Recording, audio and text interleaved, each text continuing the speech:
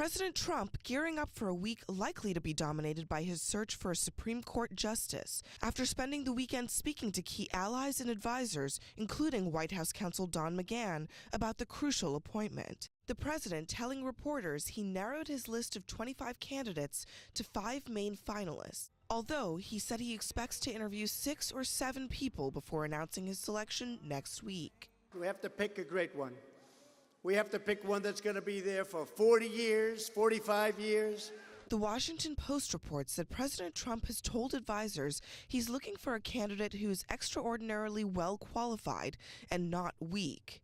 It's about having judges on the court who are going to interpret the Constitution the way it's written. But the key issue for a number of Americans, whether the president's nominee would vote to overturn abortion rights. Are you looking for somebody who would overturn Roe v. Wade?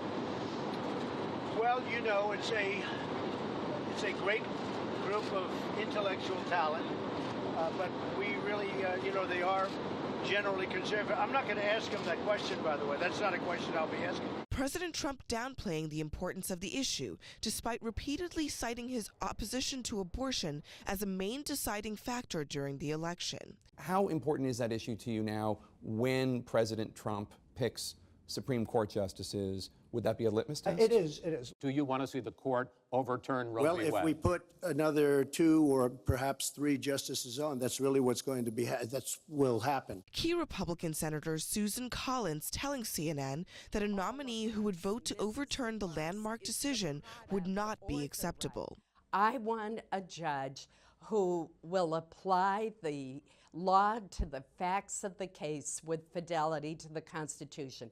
Roe v. Wade is a constitutional right that is well established. Collins and fellow Republican Senator Lisa Murkowski are both being eyed as potential no votes, given their past support for a woman's right to have an abortion. My colleagues on both sides of the aisle know that this vote could be one of the key votes of their entire career. If they vote for somebody who's going to change precedent, it could be a career-ending move. Both women voted to confirm President Trump's first Supreme Court pick, Neil Gorsuch. The Senate only needs 50 votes to confirm a Supreme Court nominee, meaning that if all but one Republican vote along party lines, they will not need any Democratic support.